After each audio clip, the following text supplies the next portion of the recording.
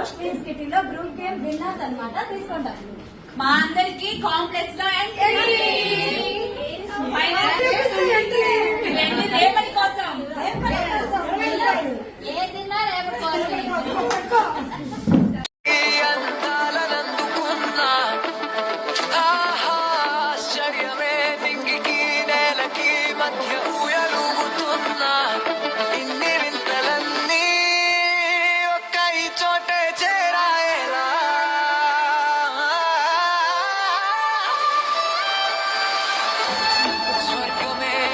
స్వాగతించనే పాదాలు మోపగానే రాజా